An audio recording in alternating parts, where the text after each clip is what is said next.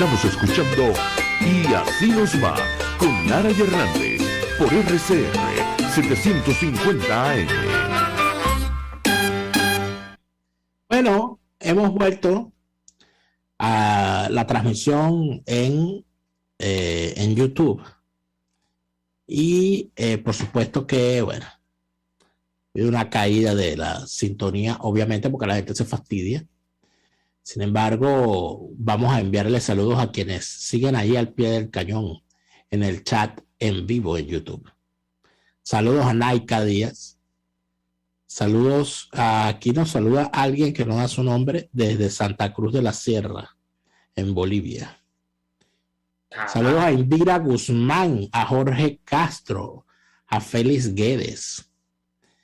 Y bueno, aquí seguimos. Ahora fíjate tú, Neomar, hay una situación en pleno desarrollo en este momento en el que estamos hablando, que es el tema de la pelea que sigue teniendo el chavismo por el Tribunal Supremo de Justicia. Ahí no se sabe qué está pasando, pero yo siento que en algún momento en esa fiesta alguien va a apagar la luz y se van a empezar a escuchar tiros y se va a llenar la sala de humo. Porque, oye, no está fácil. No está fácil. Mira, ahí hay que partir del elemento que nosotros señalábamos al final de la semana pasada y el propio fin de semana. Y el elemento inicial es que en ausencia de un contendor, en ausencia de un desafío del lado opositor, lo que hay que tener claro es que a esta altura del partido, la guerra del chavismo contra el mismo chavismo. El chavismo no está prestando en modo... De hecho, fíjense ustedes que ya está el contendor que en algún momento se proyectaba para el chavismo, que no era local, era internacional. Se decía, bueno, la comunidad internacional primero, después como ya no está en la comunidad internacional, bueno, es Estados Unidos.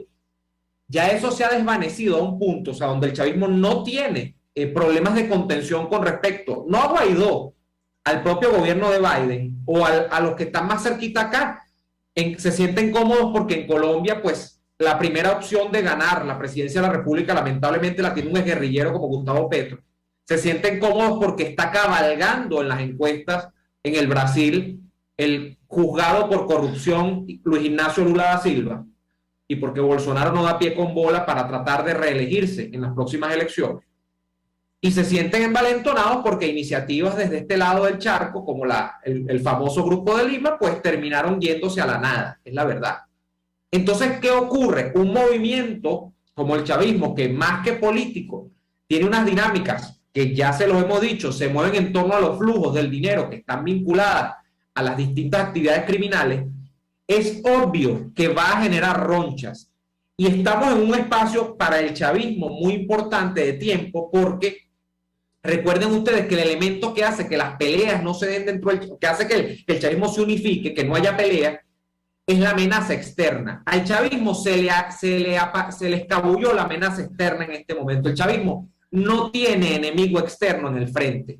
¿Qué ocurre? Que en este momento lo que nosotros estamos presenciando, y ese es el punto de partida que hay que tener para hacer cualquier análisis, es lo que siempre ha estado. Esto no es nuevo.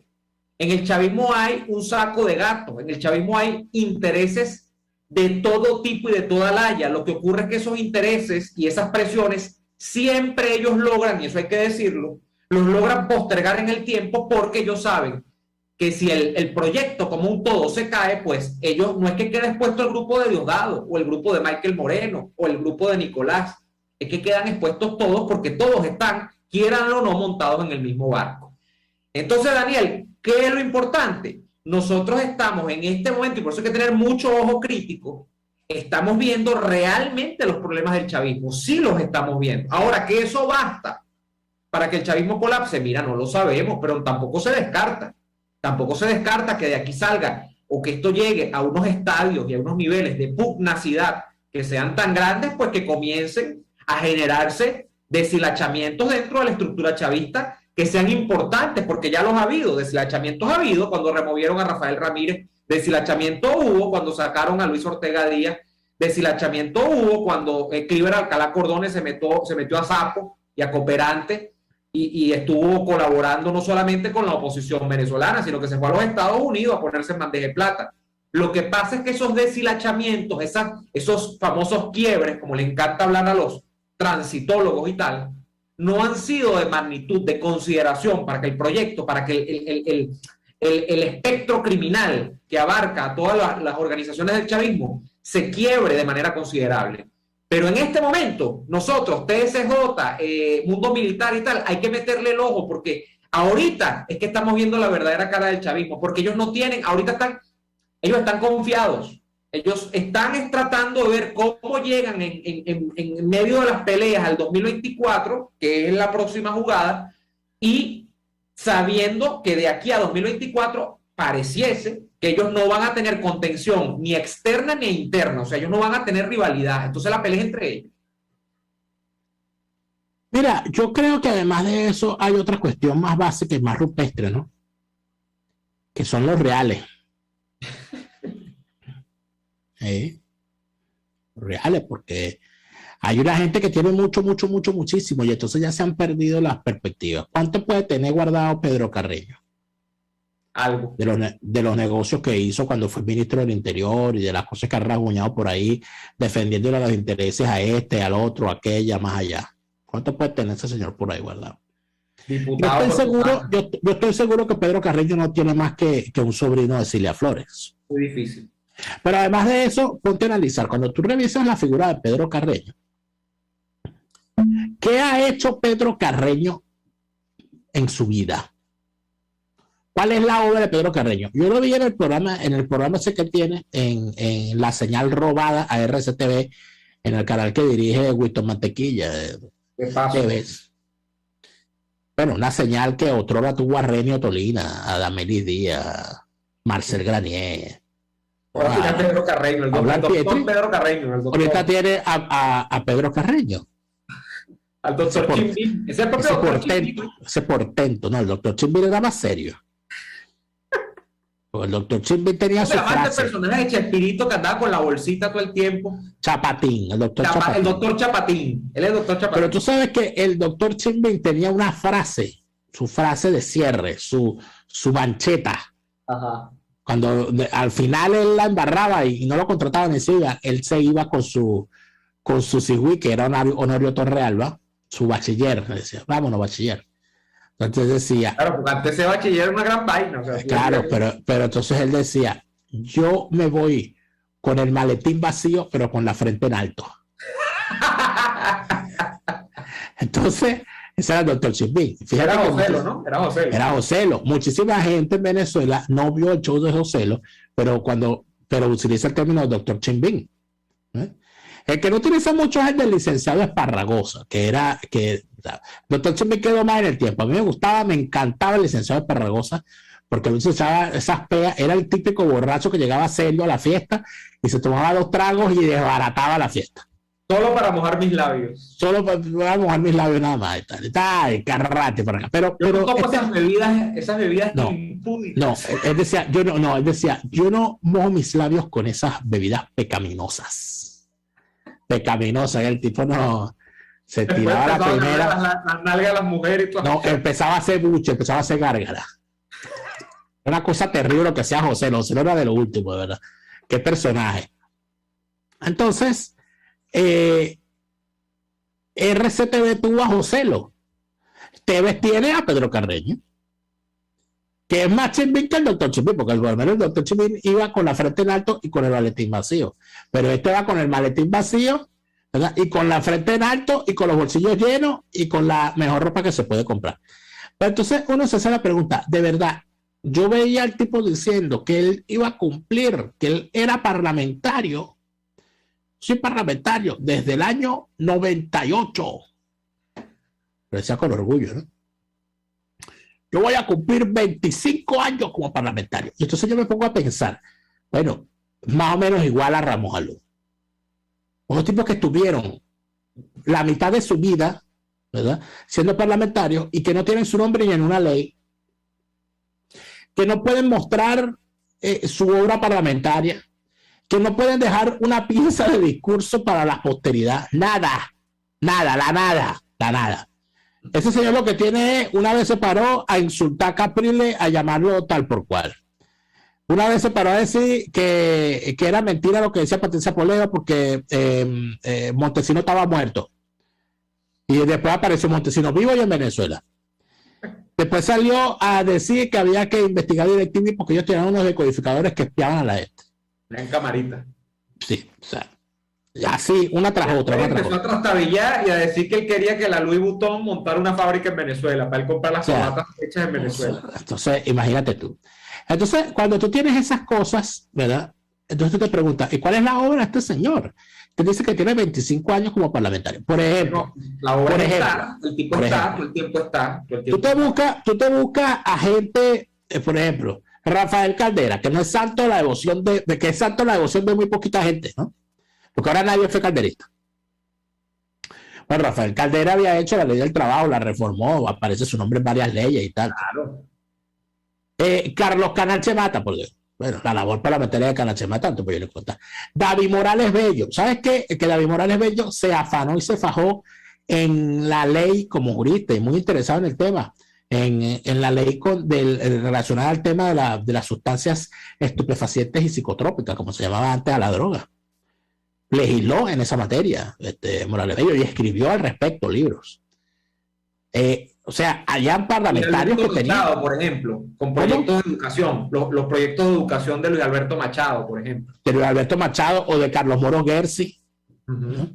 O sea, tienes parlamentarios que antes muchos escribían, Daniel, esa es la otra, tú te vas para atrás y sobre todo, ¿dónde está recogida esa obra? La obra de esos políticos, que la mayoría eran parlamentarios, porque la usanza venezolana era de que el parlamento, en tanto esto era una partidocracia, o sea, tú hacías carrera política, era en el parlamento, además no se escogían gobernadores, entonces no había carrera, no se podía hacer carrera, ponte tú, de una región para venir a ser candidato presidencial después. Entonces la carrera natural era convertirse en un buen parlamentario, ser jefe de bancada, jefe de fracción, eventualmente tú ascendías con eso internamente en el partido y controlar una posición, generalmente la Secretaría General entre un partido, tú ibas a ser candidato presidencial.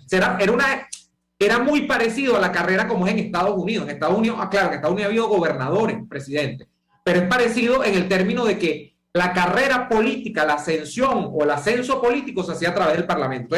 ¿Qué ocurre? Que todos esos señores que eran parlamentarios escribían libros. ¿Dónde está recogida toda esa obra? Fundamentalmente. No, pero además de eso, no, había otra cosa. Además, Centauro, Daniel. Escúchame. Casi todos los parlamentarios. Pero había otra cosa también, que eran los libros de debate. De la propia editorial del Congreso. En el debate, por ejemplo, sobre la ley de hidrocarburos, tú te ves el discurso de los diputados tales y tales y tales, y te ves una pieza. Los discursos de Moisés Moleiro, por ejemplo. Los discursos de Domingo Alberto Rangel. Los discursos de Octavio Lepage. Los discursos de Pedro París Montesinos. O sea, había un libro parlamentario. En la época de parlamentario. Imagínate tú los discursos de Euler Petri en el Congreso, ¿no? Habría que buscarlos. O los debates en la constituyente del 46, donde había gente como Carnevali, ¿no? Como Ruiz Pineda, como Alfaro Ucero. O sea que Alfaro Ucero fue constituyente. Claro. De hecho, Alfaro Ucero hace la famosa, en año 46. El inciso Alfaro. El inciso Alfaro. El inciso Alfaro, que era para evitar que cualquiera que anduviera por ahí no fuese revolucionario, anduviera por la calle. Eso lo aplicó toda su vida. Pero vamos al corte. Ya venimos con la parte final de Y Así Nos Va. Escuchamos Y Así Nos Va con Lara y Hernández, porque la realidad no se tapa con un dedo. Solo por RCR 750 AM.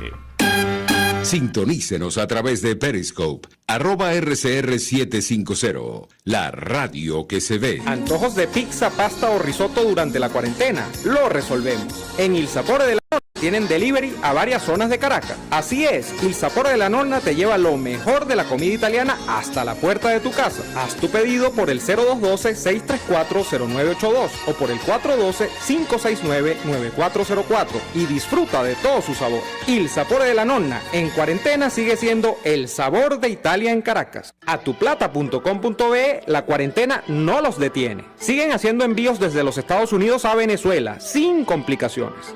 Además de eso, buscan tu carga en Tampa, Orlando y Miami sin ningún costo adicional.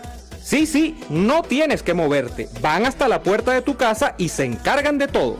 Tuplata.com.be con promoción de servicio de pick-up gratis. Hasta en la cuarentena tuplata.com.be. En los envíos te da la tarifa más baja y en el menor tiempo.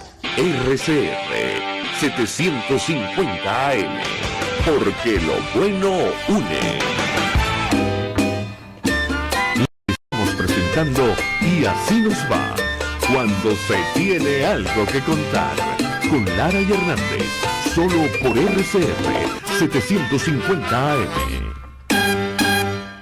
Fíjate que el inciso Alfaro es el artículo 77 de la Constitución que se promulga en el año 47. En ese artículo, como propuesta de el constituyente Luis Alfaro Cero, que era bastante joven en aquel entonces, era de esos jóvenes que venían de la provincia, pues se imponía la autorización al Poder Ejecutivo, aún sin suspender las garantías constitucionales, para tomar medidas policiales ordenando la detención preventiva de las personas contra quien obraran graves motivos para considerarlas comprometidas en planes o actividades conspirativas. Es decir, si el gobierno consideraba que tú estabas conspirando, te podía llevar preso. Claro, exacto. Eso da cuenta de cuál era el ánimo de Alfaro, pero también de esa constituyente, ¿no? Esas son las cosas que la historia de ECA, esas son las cosas que la historia de ECA no les gusta contar. No, y eso, ¿no? Es lo que la línea de los historiadores, que trata de entender por qué naufraga el experimento del 45 al 48 del trienio, te dice que es por ese tipo de cosas. O sea, hay un argumento que yo recuerdo que se le sacaba mucho hay un argumento que era como más sofisticado. Decían, no, es que los adecos, por eso es que se decía el trienio adeco, porque gobernaron solo con los adecos. Y recuerdo que algún, yo no sé si fue el propio Consalvi, que yo cuando hice el diplomado de historia con tu hermano ya no estaba vivo, creo que murió ese año. Alguien le había preguntado y decían que la respuesta de Consalvi era muy de lógica, ¿no? Consalvi decía, bueno, y que si tú tomas el poder, ¿con quién vas a gobernar? Con los tuyos. Pero no es propiamente el hecho del tema de gobernar con los tuyos, es que se cebaron en el poder en apenas 2 años en el poder, 2 años y tanto. Eso no fue porque es que en realidad era una cosa completa y absolutamente lógica en una Venezuela donde el ejercicio del poder siempre, o sea, ¿qué ejercicio del poder se había visto en Venezuela hasta ese momento?